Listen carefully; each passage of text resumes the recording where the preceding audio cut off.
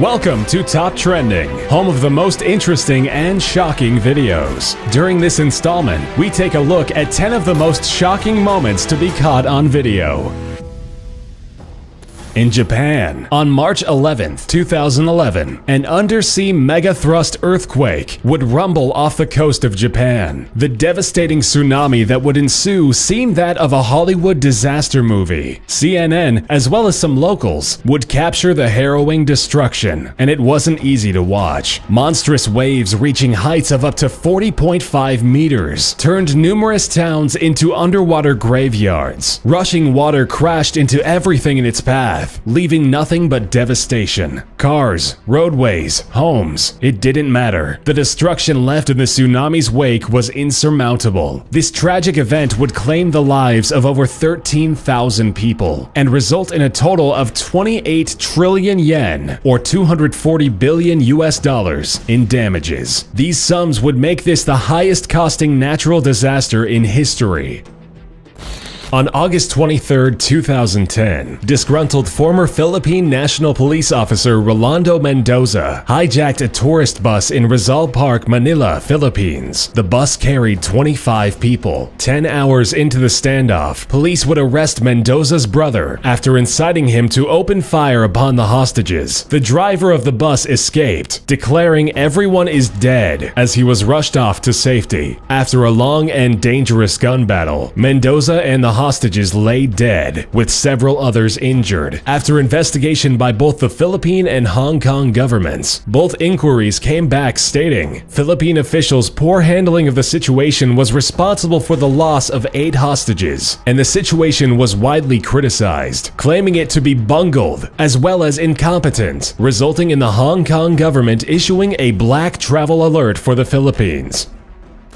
September 11, 2001, New York City. 2 hijacked Boeing 767 passenger planes were sent crashing into the north and south towers of the World Trade Center complex. Both towers would fall within an hour and a half, and even though countless people in the streets witnessed the strikes, few would think to capture them on video, with only one man, documentary filmmaker Jules Naudet, capturing the only known footage of the initial impact start to finish. This disaster would come to cause 6,000 non-fatal injuries and 2,996 deaths, in which 2,977 were victims and 19 were hijackers.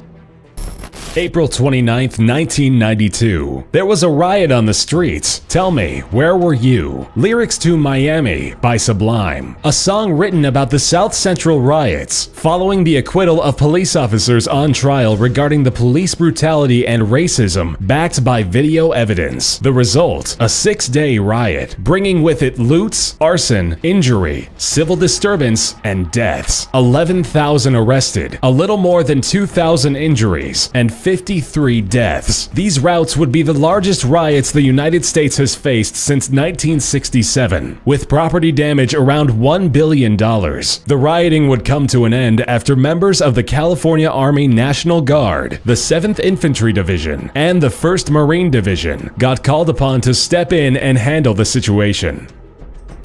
After obtaining a search warrant for the Mount Carmel Center, a compound owned by the religious group Branch Davidian, the last thing the ATF expected was a full-tilt firefight, but that's what they got during the 51-day siege of the property, ending when the compound caught fire and collapsed, in which 76 people, some pregnant, aging 1 to 55 years of age, would die. Autopsies of the dead reveal some women and children died from skull injuries, other children found locked in the brutal throes of death, oftentimes consistent with cyanide poisoning, as well as other causes such as burning of CS gas. Autopsy reports also go on record stating that at least 20 Branch Davidians were shot, including 5 children under the age of 14.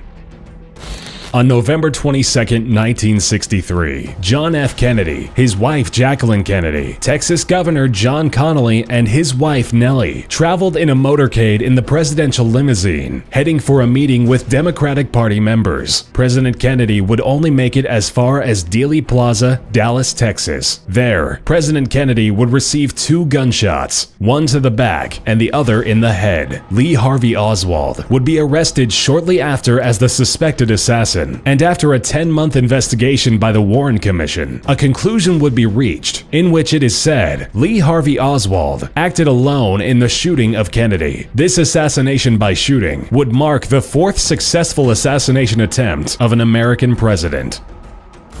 As if straight out of a movie, wanted felon Jordan F. Romero would take police on a high-speed chase before shooting himself in the head on national television. In 2012, Fox News was broadcasting the case of Romero using news helicopters from Phoenix, Arizona affiliate KSAZ-TV. As the chase came to an end, Romero fled from his vehicle on foot, leaving local anchor Shepard Smith, who is notorious for his car chase commentary, with little to say. Except, I don't know, look at this, he's just running. Oh my, well, it looks like he's a little disappointed. And it's possible he could be onto something. Suddenly, Romero puts a handgun to his head and pulled the trigger. As gasps filled the Fox News control room, the broadcast went out, horrifying thousands of viewers.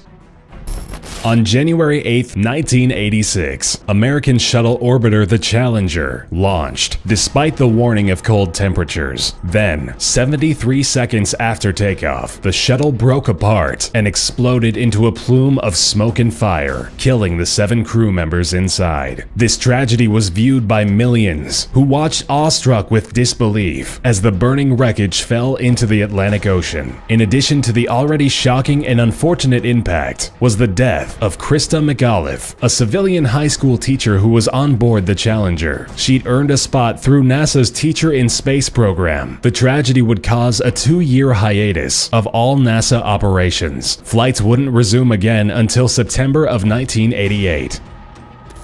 Getting away with murder isn't easy. At least it shouldn't be. But if you're O.J. Simpson, it appears to be just that. Millions of viewers tuned in to watch the trial of alleged murderer O.J. Simpson, which unfolded live on TV, resulting in an amazing display of mockery of America's judicial system. Prior to the trial news, cameras would cover a very slow-speed chase involving Simpson, in which began the start of his infamous antics soon after. The trial took place over a 12-month period, during which many questionable occurrences happened. OJ's defense team, led by Johnny Cochran, was able to convince the jury of his innocence, the evidence presented spawning the famous line, "It doesn't fit, you must acquit," in reference to the glove Simpson supposedly wore while he killed his wife. Somehow in the end, OJ was found innocent and was set free, proving once again, a little bit of fame and a lot of money just may be all you need in life.